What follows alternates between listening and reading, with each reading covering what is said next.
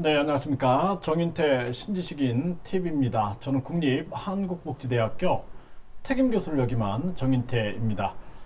네, 자폐증에 대해서 제가 많은 책들을 집필을 했습니다. 그 중에 이제 이렇게 자폐증은 없다. 라는 책이 있는데요. 이렇게 자폐증은 없다라는 책이 있어요. 자폐증은 없다. 뭐 자폐증은 치료된다. 그리고 자폐증 발달장애 100일이면 진단할 수 있다. 뭐 이런 책들을 제가 집필을 했는데요.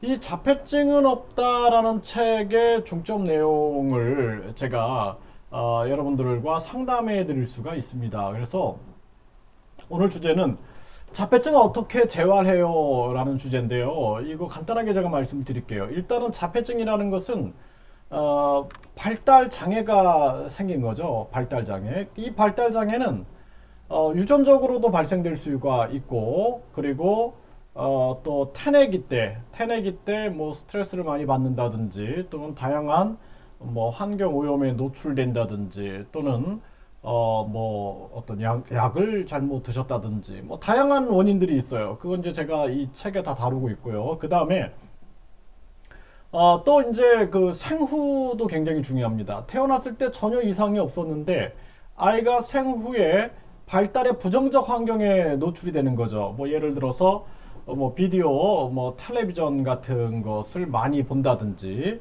또는 뭐 이러한 휴대폰에 이 스마트폰에 너무 많이 노출된다든지, 뭐 이런 것들이 발달 장애의 원인이 될 수가 있습니다. 또는 과도한 학습 스트레스를 준다든지.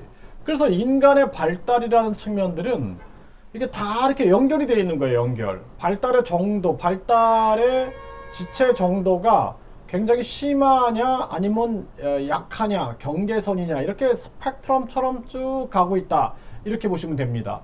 그래서 특히 이제 자폐증이라 그러면 우리가 스스로 닫은 병, 스스로 자자에다 닫을 폐, 그다음 병병, 그 자폐증 이렇게 생각을 했는데, 이제 우리가 학문이 발전하고 아동 발달학이 발전이 되면서 이 전반적 발달 장애다. 그리고 자폐 스펙트럼 장애다. 이 스펙트럼처럼 진하고 약하고 이러한 측면들이 쭉 퍼져 있다라는 것이죠. 그래서 저도 이제 그 장애 아동들을 많이 이렇게 임상을 하다 보면은 아이들의 정도의 차이를 많이 보게 됩니다. 그래서 이 발달 장애 문제가 아이들이 첫 번째는 대인관계 장애. 그러니까 대인관계라는 것은 대인관계를 맺으려면은 우리가 언어 활동을 할 수 있어야겠죠. 말하기 듣기. 그 다음에 또 인지, 충분한 내가 상호작용을 하겠다라는 어떤 인지적 생각. 그 다음에 정서, 공감을 할 수가 있어야 돼요. 그 사회성이 발달돼야 되고, 그 다음에 행동 능력, 적절한 행동 조절과 능력이 발달이 돼야지 대인관계를 맺을 텐데, 이런데 이제 장애가 생기게 되는 겁니다. 또는 이제 변화에 대한 저항. 뭔가 우리가 뭐 저도 이제 뭔가 새로운 걸 한다 그러면은 약간 불안감을 느낄 때가 있거든요. 이것처럼 우리는 이제 그렇게 하더라도 내가 마음을 먹고 다시 도전할 수가 있을 텐데, 이 아이들은 굉장히 어떤 짜여진 시간에서 뭔가 변화가 된다. 내가 갔던 길에서 변화가 된다. 그러면 여기서 굉장한 불안감을 느끼게 되는 거예요. 심지어는 내가 매일 입었던 옷만 입으려고 한다든지, 이러한 모습들. 그러니까 이게 정도의 차이가 있지만 이런 변화에 대한 저항이 있다라는 것입니다.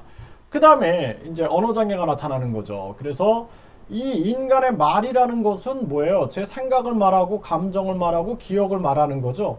그렇기 때문에 정서적 장애가 있다 그러면은 정서적인 그 언어 활동에 제약을 받게 되는 거예요. 인지적 장애가 있다 그러면 인지적 언어 활동에 제약을 받게 되는 것입니다. 그렇기 때문에 이러한 측면들이 종합적으로 나타나는 게 우리가 자폐증이다, 이렇게 보시면 됩니다. 그래서 이거는 이제 말 그대로 해석하면 안 되고 스스로 닫은 병이 아니라 전반적 발달 장애다. 그러면은 어떻게 해야 돼요? 이 아이들이 보면은 이 발달 장애가 다양하게 나타나고 있는데, 이 처음에 제일 중요한 것은 발달 검사를 하는 거예요. 그래서 발달 검사를 해봤더니 이 아이가 나이가 7살인데 지금 12개월에서 18개월 사이에 발달 상황이 나온다. 그러면 12에서 18개월의 발달 상황에 맞는 프로그램을 짜야 된다라는 거죠. 그게 개별화 교육 활동의 개별화 교육 계획이 12에서 18개월에 적합한 프로그램이 아이한테 적합하게 들어가야 돼요. 발달에 부적합한 교육을 시키면 발달에 이상 발달이 나타납니다. 그래서 발달에서 가장 중요한 것은 발달에 적합한 교육을 하는 거예요. 12에서 18개월 수준에 있다 그러면 12에서 18개월 수준에서 교육을 해줘야 된다는 것입니다. 그런데 아이가 예를 들어서 10살이에요. 10살인데 12에서 18개월 발달 수준에 있는 거예요.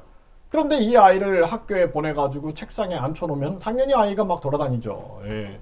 그렇기 때문에 그러한 교육 환경은 온전한 교육 환경이 아니다라는 거예요. 그래서 아이에게 발달에 적합한 환경을 제공해 줄 수 있느냐라는 측면이 가장 중요한 측면이 된다라는 거예요. 그리고 이 아이들 특성을 보면은 이상 발달이 나타나는 경우가 되게 많아요. 이상 발달. 그래서 인지는 발달이 돼 있는데 정서는 발달이 안 돼 있는 경우. 그러니까 나이가 10살인데 인지는 뭐 7살 수준에 와 있는데 정서는 12개월 수준에 와 있는 거예요. 이렇게 되면 제일 중요한 게 뭐냐면 발달의 균형을 맞게 해주는 활동이 되게 중요한 거예요. 그래서 발달 균형을 맞춰줄 수 있는 개별화 교육 계획을 짜내는 게 되게 중요한 거예요. 그래서 훌륭한 발달 재활사들은 발달 검사를 정확하게 해내고 이 아이의 개별화 발달 계획을 어떻게 수립하느냐에 따라서 결과가 굉장히 많이 달라진다라는 것입니다.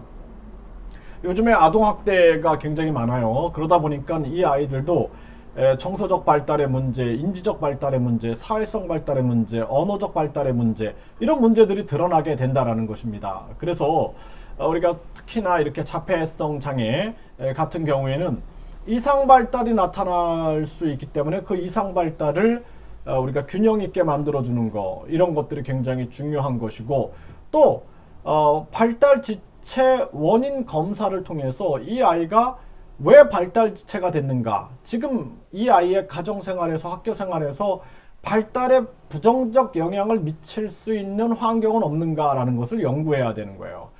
그렇게 해서 재활을 해 나가야 된다는 것입니다.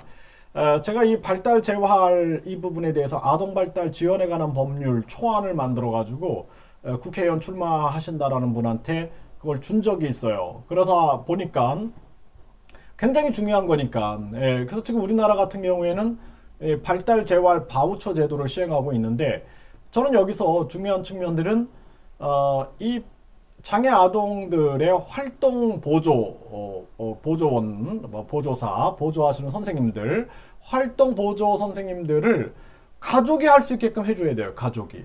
가족이 할 수 있게끔 하고 가족에게 직접 지원해야 된다는 거예요. 또 아동 발달 재활, 장애 아동 발달 재활을 전개할 때도 중간에 뭐가 있으면 항상 중간에서 예산이 세게 됩니다. 본질은 뭐냐면 가장 중요한 본질은 직접 지원해 줘야 돼. 직접 지원해서 직접 재활할 수 있는 시스템으로 만들어야 됩니다. 그렇지 않으면 중간에서 항상 문서를 힘들게 만든다든지 그래서 많은 분들이 본질적으로 아이를 재활을 해야 되는데 문서 준비하다가 뭐 이것저것 공무원들이 요청하는 서류 준비하다가 시간을 많이 소비합니다. 이런 얘기들을 많이 듣게 된다라는 것입니다. 그래서 우리나라가 아직도 이런 그 관료주의 또 바우처 제도를 시행할 때도 우리가 코로나 상황이 있으니까 직접 지원해 주죠. 직접 지원이 문제가 없는 거예요. 네, 그래서 장애 아동들에 대한 그런 활동 보조에도 가족들이 할 수 있게끔 하자.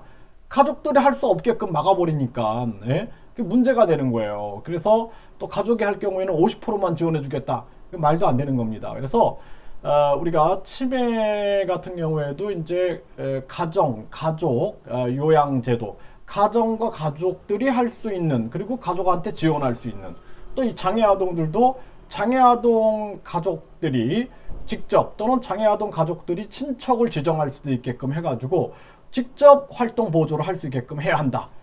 그렇게 해가지고 투명하게 해줘야 돼요. 그리고 발달 재활 바우처 제도도 저는 제가 봤을 때는 부모님들한테 직접 지원해 주는 게 가장 현명합니다. 직접 지원해 줘서 이게 투명하게 만들어 주고 또 이것이 본질은 아이들 재활이다라는 거예요. 그래서 이런 재활 쪽에 초점을 맞춰서 해야지 그렇지 않고 중간에 어떤 기간들이 있으면 항상 여기서 복잡한 비본질적인 그러한 업무 처리라든지 또는 또 예산이 또 그쪽으로 또 배정이 돼야 되기 때문에 본질적으로 아이를 재활하는 데는 또 소홀한 면이 있다. 그래서 우리가 이러한 부분들을 가장 중요한 것은 당사자 중심.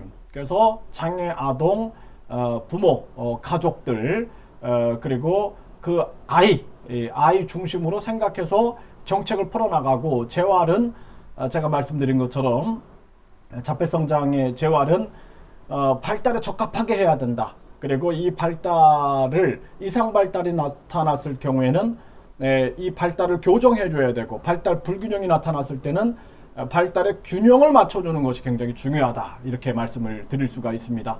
네, 뭐 현장에 계신 선생님들이나 부모님들, 가족 여러분들 또는 친척 중에 이런 발달 장애가 있다. 그러면 저한테 문자나 메일을 보내주세요. 그러면 제가 상담을 해드리고 이렇게 영상을 만들어 드려서 제가 그 재활에 도움을 드릴 수가 있습니다. 제가 이 장애 아동 제가 치료사로서 또 발달 재활사로서 장애 아동들을 오랜 시간 동안 재활을 했고 상담을 했기 때문에 여기에서 정확한 제가 해법을 이렇게 안내해 드릴 수가 있습니다. 네, 감사합니다.